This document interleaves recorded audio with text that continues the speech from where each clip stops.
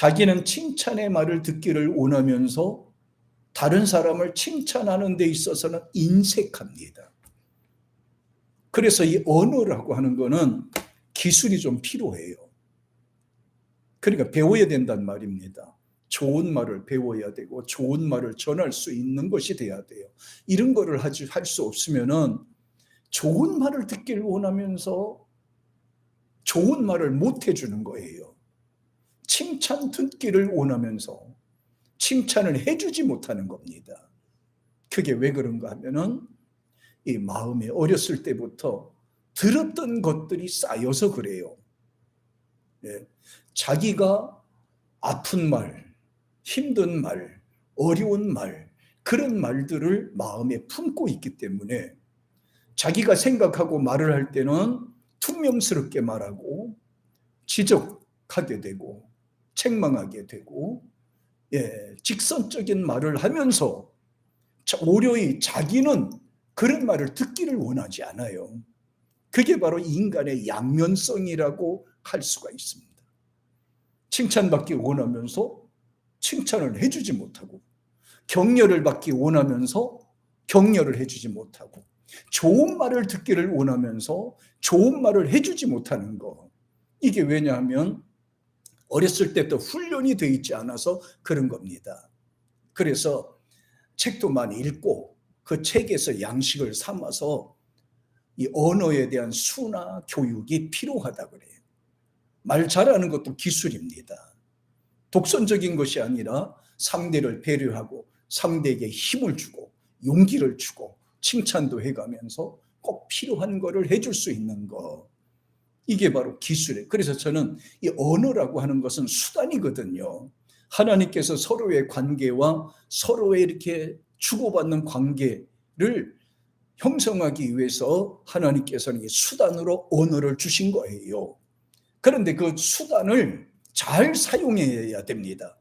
잘 사용하지 않으면 그것이 칼이 되고 검이 되고 그것이 오히려 이 방패가 되는 무기가 되는 겁니다. 그래서 이 언어를 잘못 사용하면 사람에게 상처를 주지만은 잘 사용하면 사람을 살리는 역할을 하게 되는 거예요. 그래서 이거를 저는 언어를 가리켜서 기술이라고 표현하고 싶어요. 기술. 언어는 기술이다. 언어는 힘이 될 수도 있고 이것이 무기도 될 수가 있다. 그리고 사람들은 누구나 할 것 없이 인격적인 대접을 받기를 원하지요. 똑같습니다. 인간은 똑같아요. 인격적인 대접을 받기를 원하지요. 멸시받고 천대받기를 원하지 않을 겁니다. 예수님께서 고향에 돌아가셔서 큰 기대는 하지 않고 들어가셨을 겁니다. 그런데 예수님은 오려이 나사렛 동네, 자기가 살던 그 동네에 들어가셔서 오려이 멸시받고 천대받고 그랬어요. 그래서 예수님께서는 아마 조금 속상한 게 좀 있으셨던 것 같아요. 사람들이 자기를 대하는 태도, 동네 사람들이 자기를 대하는 태도, 그거를 보면서 좀 속상한 것 같아요. 어렸을 때는 회당에 찾아가서 선생님과 대화도 하고 이야기도 나눴거든요. 주고받으면서 가르침을 받았거든요. 그런 부분에서는. 그런데 오히려 예수님께서는 유명하게 돼서 고향에 찾아오실 때는 사람들이 다 멸시하고 천대하고 구박을 했습니다. 그러니까 예수님도 속상하셨겠지요. 기대는 안 했지만 그래도 속상한 것은 예수님이에요. 그래서 예수님은 오늘 본문에서 이렇게 말씀하세요. 선지자가 자기 고향과 친척과 집 외에서는 존경을 받지 못한다. 그 부분을 강조를 했습니다. 그러면서 스스로 이 부분에 대해서 위로하신 거예요. 본인 스스로가 위로하신 것. 위로를 받은 겁니다. 실제로 예수님은 당신을 그리스도로 믿지 않고 받아들이지 않고 말씀을 받지 않는 이들에게 복음 전파하지 않으셨어요. 가르쳐봤자 받아주지 않으니까 복음 가르쳐주지 않았고요. 또 사람들 앞에서 귀신을 막 내쫓는 기적 같은 것도 보여주지 않았습니다. 그리고 또 질병을 치료하기 위해서 또 많은 사람들을 불러 모으지도 않았습니다.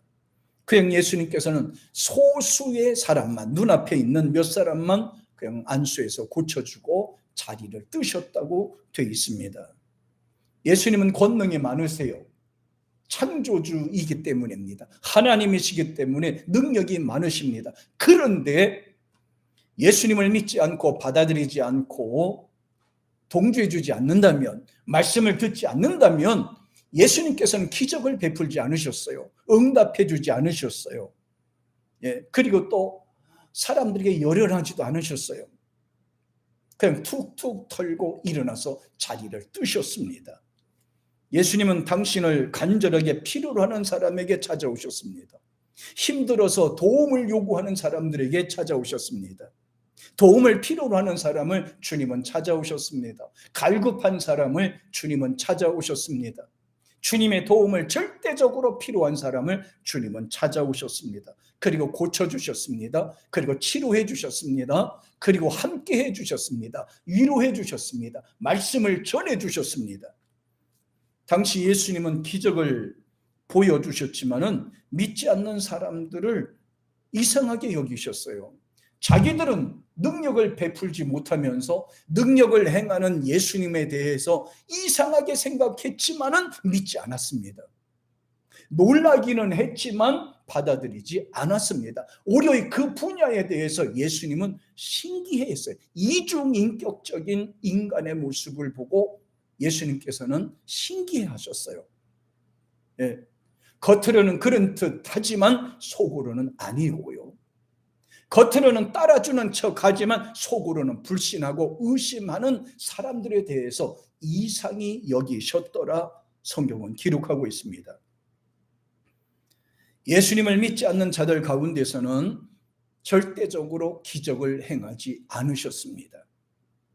그리고 하나님이 택하신 사람들을 찾아서 이곳저곳 주님은 찾아다니시면서 복음을 전파하시고 필요한 사람을 찾아가서 위로도 하시고 격려도 하시고 또 함께 해주셨어요. 다시 말하면 양을 찾으셨다는 말입니다. 수많은 사람 가운데서도 주님은 복음을 전했었지만은 그러나 그 말을 듣고 따라오는 사람들은 소수에 불과했습니다. 주님께서는 말씀합니다. 나는 잃어버린 양을 찾으러 왔다라고 말입니다. 하나님이 택하시고 부르시는 사람들을 주님께서는 찾았습니다. 제자들을 찾아서 때로는 가버나움에도 가셨고 베다니도 가셨고 갈릴리 바다도 가셨고 두루두루 안 간 데가 없으셨어요. 수많은 사람에게 복음을 전했지만은 그 말을 듣고 깨달은 사람, 그 말을 듣고 찾아온 사람, 그 말을 듣고 순교하기를 원하는 사람, 그 말을 듣고 제자가 되기 원하는 사람을 주님은 찾아오신 겁니다. 그러므로 믿는 사람들은 전도하다가 지치지 말아야 됩니다. 주님이 택한 사람은 별도로 있거든요. 또 기도하다가도 지치지 말고 포기하지 말아야 됩니다. 어떤 환경이 온다 할지라도 굴복하지 말아야 돼요. 신앙생활은 자기와 싸움이요 악한 마귀와 싸움인 거지요. 그래서 흔들리지 말아야 돼요. 충성한 종처럼, 충성한 일꾼처럼 끝까지 변하지 않고 앞으로 나가는 그런 사람이 되기를 원해요. 그럼 예수님께서 배척받은 이유는 뭘까? 간단하죠. 예수님은 창조의 하나님이시거든요. 고향에 돌아가서도 말씀을 전했는데 어떻게 보면 나사렛 동네는 복도 많아요. 복이 많은 동네입니다. 왜? 창조주 하나님께서 인간의 몸을 입고 그 동네 찾아오셨으니까 말입니다. 갈릴리 해변에서도 복이 많아요. 왜? 예수께서 찾아오셨으니까 전능하신 하나님이 인간의 몸을 입고 갈릴리 바다 주변으로 찾아오셨으니까. 가버나움이나 거사락 같은 데도 복이 많은 것 같아요. 하나님이 인간의 몸을 입고 찾아오셨으니까요. 저도 복이 많아요. 전능하신 하나님이 인간의 몸을 입고 제가 사는 동네에 찾아오셨으니까. 여러분도 복이 많은 겁니다. 왜? 전능하신 하나님이 인간의 몸을 입고 찾아오신 것에 대하여 주의 종들이 전파했고 그 복음을 받아들였음으로 말미암아 구원이 되고 하나님의 자녀가 됐기 때문에 복이 있다라고 할 수가 있는 겁니다. 처음에 예수님의 말을 듣고 예수님이 하신 행동을 보면서 많은 사람들이 놀라워서 했습니다. 와, 지혜와 능력이 어디서 왔느냐? 이렇게 얘기를 하거든요. 그런데 이들은 놀라기는 해도 예수님을 하나님의 아들 그리스도로 인정하지 않았습니다. 그리스도로 받아들이지 않았습니다. 하나님으로 받아들이지 않았습니다. 그러니까 아무 상관이 없는 거죠. 예수님이 오셔도 받아들이지 않으면 소용이 없어요. 오히려 예수님을 격화시켜버렸어요. 예수님을 천시하고 멸시했다는 거는요, 예수님을 무시하고 깎아내렸다는 거예요. 자기들보다 한 수 아래로 내려봤다는 거예요. 뭐라고 되냐면 그러죠. 야, 저 사람 목수의 아들이 아니냐? 그랬습니다. 목수의 아들이 아니냐? 그랬거든요. 그 모친 마리아 우리가 알잖아. 그리고 그의 형제 야고보, 요셉, 시몬, 유다, 그리고 그 누이들도 우리와 같이 있지 않느냐? 그랬어요. 그러니까 예수께서 복음 진리를 전하신 회당 안에서는 원래 신나고거라고 불러요. 신나고개라고 이름을 붙이는데요. 그러니까 그 마리아도 그렇고 요셉이도 그렇고 회당에 왔다 갔다 한 거죠. 그리고 그 동생들 4명도 그렇고 예배드리거나 안식일이 되면 회당을 찾아와서 같이 예배드리고 같이 했다는 거예요. 그러니까 잘 알고 있는 거죠. 그러다 보니까 예수님이 오니까 예수님에 대해서 저 요셉의 아들 아니야? 이렇게 나온 거예요. 요셉의 아들이 아니냐? 그래. 고향 사람들은 예수님의 인간적인 모습만 보고 이야기한 겁니다. 잘 보세요. 단지 가르침의 능력에 관해서만 감탄할 뿐이죠. 그런데 이상한 것은요, 고향 사람들이 예수님을 멸시하지만 누구 하나 예수님 편에서 옹호하는 사람이 없었다는 것. 그 많은 사람들이 예수님에 대해서 옹호하고 예수님의 말씀을 듣고 감동받았다는 사람이 없다는 거예요. 그 동생들도 그랬고요. 그 엄마 되는 마리아도 그렇고요. 요셉이는 말할 것도 없고 회당에서 같이 말씀을 받았던 동료들도 마찬가지입니다. 예. 이 부분에 대해서 우리가 주목해야 됩니다. 이 신앙 문제는요, 참 생명 문제이기 때문에 내가 믿는다고 다른 사람이 동조해 주시는 건 아니에요. 잘 들으세요. 내가 신앙생활하고 예수님을 믿고 하나님 중심으로 산다고 했을 때는 내 형제들이나 자매들이라 할지라도 동조해 주지 않는다는 것. 신앙은 개인 문제거든요. 같은 교회를 다닌다 할지라도 이 신앙과 생각이 조금 틀릴 수가 있어요. 은혜 받은 사람과 은혜 받지 못한 사람, 깨달은 사람과 깨달지 못한 사람의 생각과 사고가 틀리다 이 말이에요. 그 사고와 생각이 틀린 거예요. 그러니까 또 잘 믿고 열심히 내는 사람에 대하여는 또 질투도 받을 수도 있다. 시기 받을 수도 있다. 그 부분에 대해서 우리가 이해를 할 수 있어요. 그리고 또 한 가지 놀라운 게 하나가 있는데, 예수님의 고향 사람들은 예수님을 목수인 요셉의 아들이라고만 생각하고 있었습니다. 근데 요셉의 아들일까요?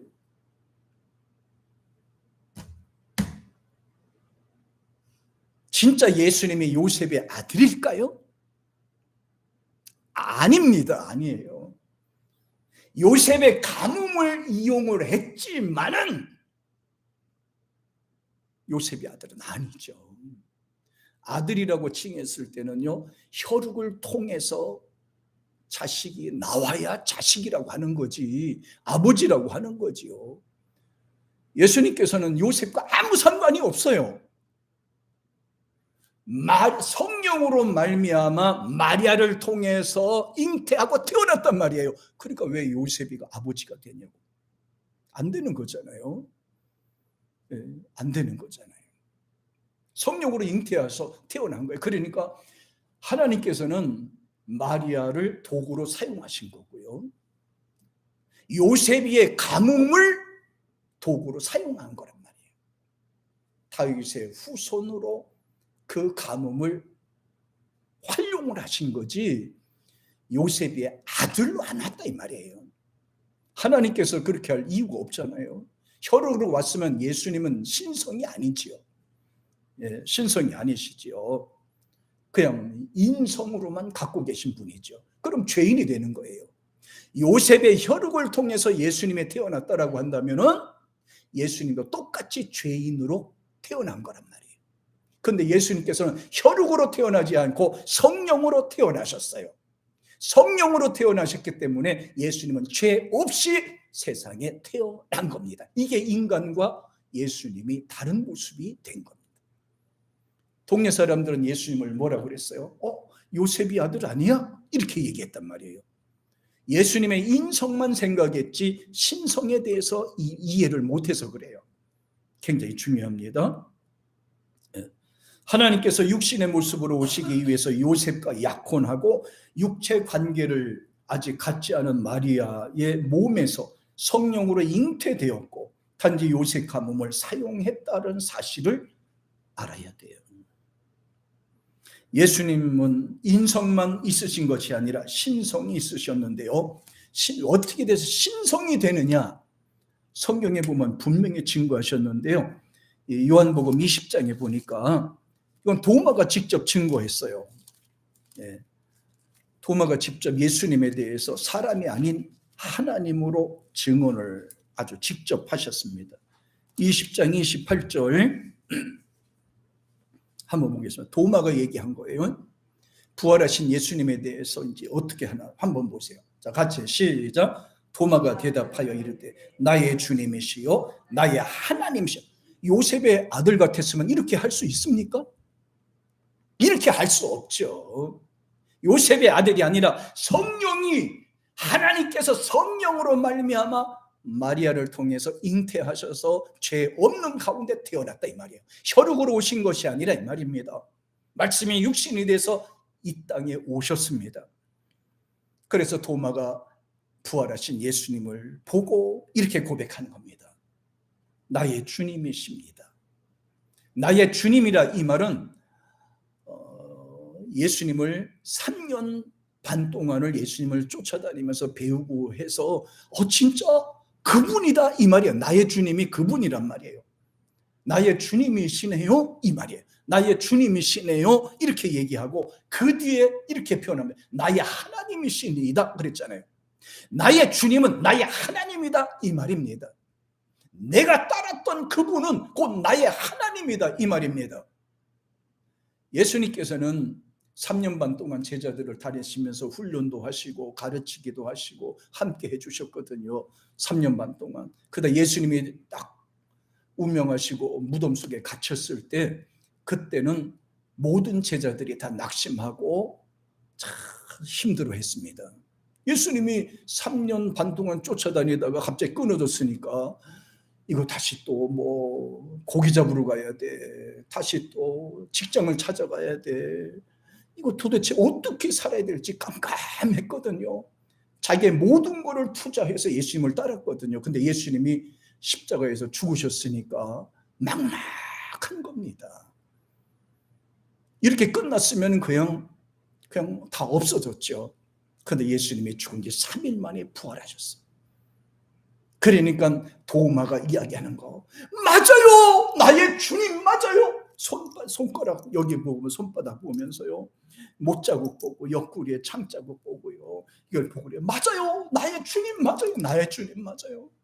그래요. 나의 주님은 나의 하나님이십니다. 나의 주님은 나의 하나님이십니다.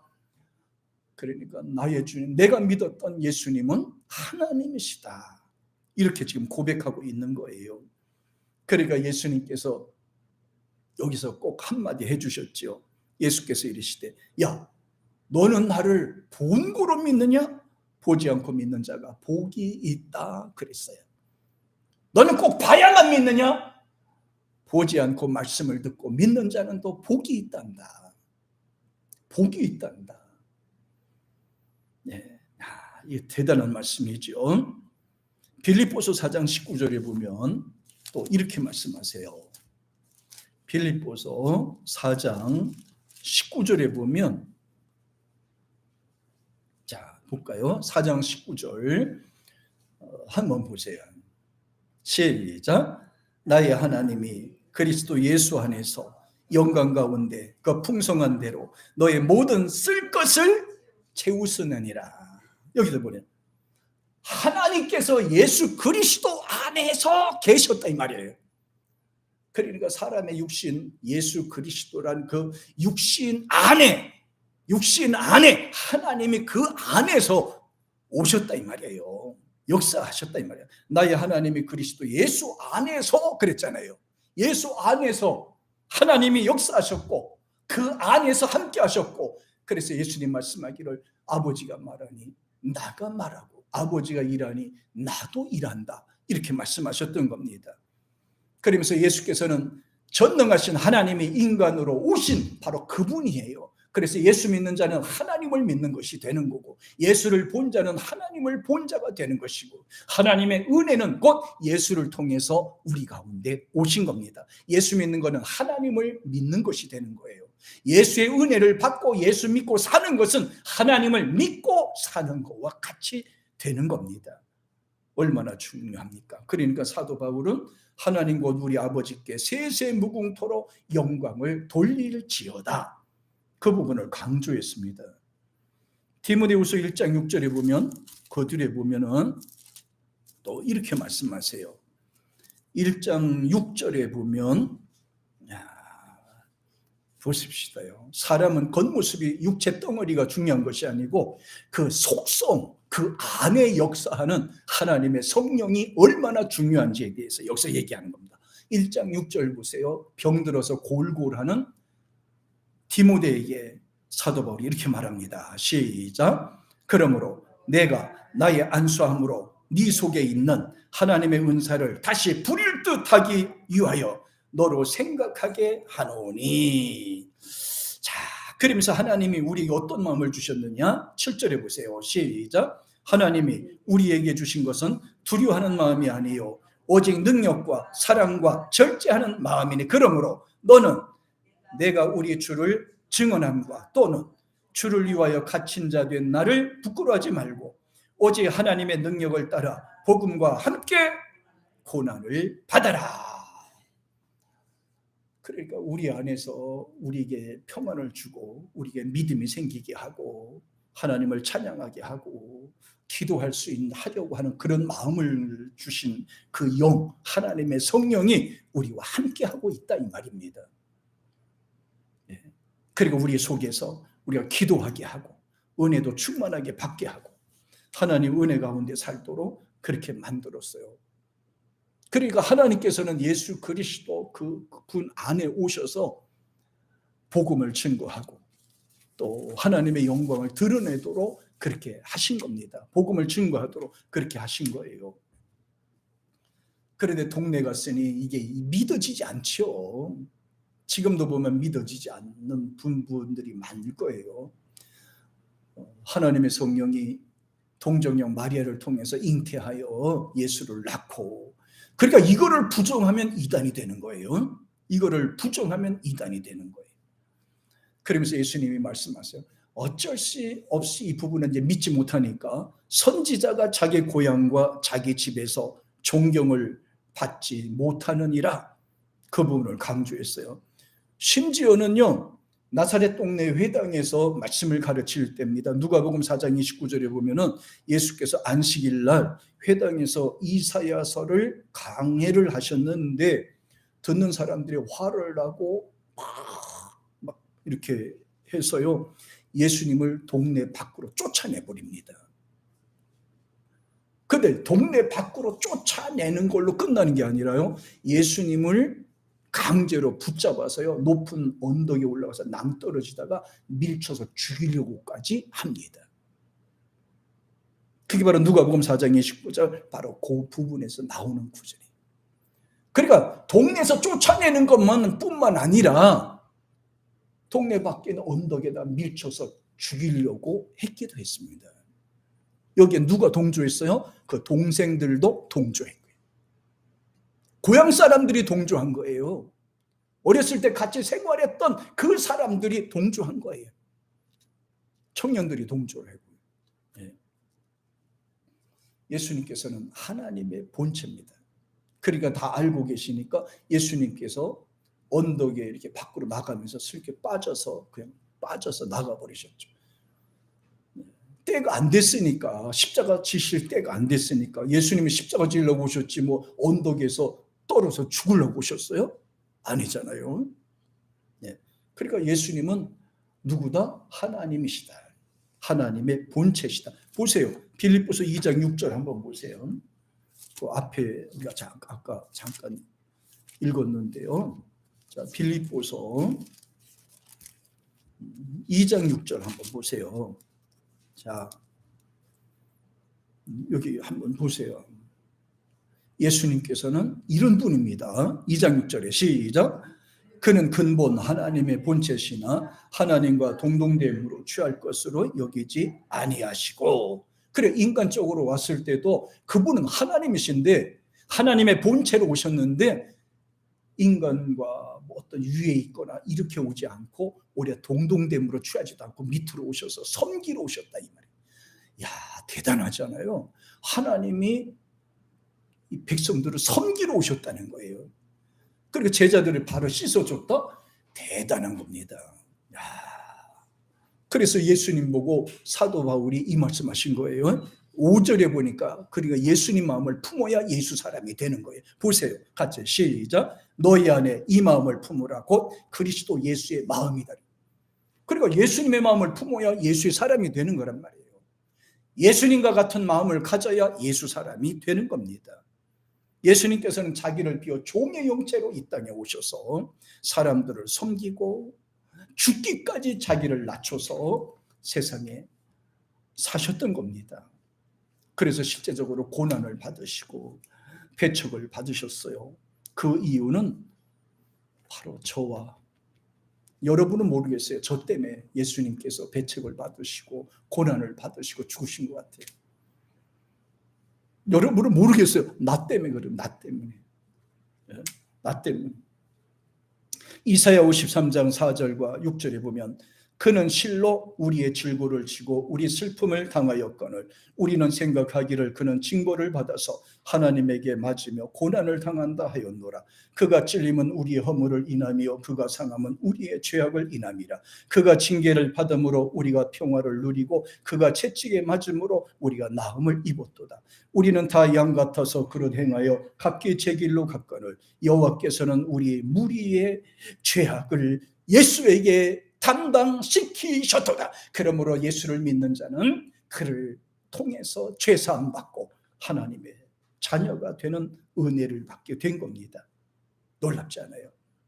그리고 놀라운 것은요, 예수님께서는 이 땅에 종의 몸처럼 오셨지만은 베들레헴으로 마을 구유구에 오셨지만은 그 안에는 창조주 하나님의 능력이 계셨고 그 안에는 하나님의 권세와 지혜와 모든 능력이 함께 하셨어요. 그래서 예수님은 부자로 오신 거예요. 가난한 것 같지만 그는 부자예요. 어떻게 증명할 수 있을까? 레위기 25장 찾아보세요. 네, 보세요. 하나님은 부자가 되셔. 참 출애굽기 레위기 자 25장입니다. 25장 47절 한번 보세요. 25장 47절에 자 보세요. 찾으셨어요? 네. 자 보세요. 충격을 받아야 돼. 충격을. 이 성경 구절 읽으시고 충격받아야 돼. 25장 47절에 시작. 만일 너와 함께 있는 거류민이 나 동거인은 부유하게 되고 그와 함께 있는 내 형제는 가난하게 되므로 그가 너와 함께 있는 거류민이나 동거인 또는 거류민의 가족의 후손에 팔리며, 이렇게 말해서 47절의 내용을 보니까, 자, 하나님을 모시고 사는 사람은 거류민이 되든 누구라 할지라도 그는 부유한 자가 되고 부자가 되고, 야, 그러나 하나님 중심으로 살지 않고 살 때는 그는 부자인 것 같아도 그는 가난할 수밖에 없고, 모든 것을 갖고 있는 것 같아도 그는 빈털터리가 될 수밖에 없고. 예. 로마서 10장 한번 보세요. 찾아가 보세요. 예. 로마서 10장입니다. 자, 로마서 10장 12절. 자, 10장 12절 같이 시작. 유대인이나 헬라인이나 차별이 없습니다. 한 분이신 주께서 모든 사람의 주가 되사 그를 부르는 모든 사람에게 뭘 하시도다? 그래서 예수 믿는 사람들은요, 항상 부자로 사는 거예요. 세상에 믿음이 없는 사람들은 갖고 있어도 맨날 가난한 것 같고 맨날 염려하고 걱정하지만, 우리는 갖고 있지 못해도 우리는 부자가 되는 말이에요. 마음의 부자가 되는 말이에요. 전능하신 하나님이 부자니까 우리 믿는 사람도 부자가 되는 거예요. 엄청난 역사예요. 엄청난. 그래서 고린도서 6장 10절에 보면 사도 바울께서는 이렇게 말씀하세요. 6장 10절 같이 한번 보세요. 자, 여기 이제 진짜 이게 나오는 겁니다. 같이요. 자, 6장 10절에 시작. 근심하는 자 같으나 항상 기뻐하고, 가난한 자 같으나 많은 사람을 부유하게 하고, 아무것도 없는 자 같으나 모든 것을 가진 자로다. 어때요? 이제 예수님 믿는 사람들은 부자가 된 줄 확실하죠, 이제? 그러니까 예수 믿지 않는 사람들은 뭐예요? 가졌지만 가난하고, 모든 것을 가졌지만 맨날 근심하고 걱정하고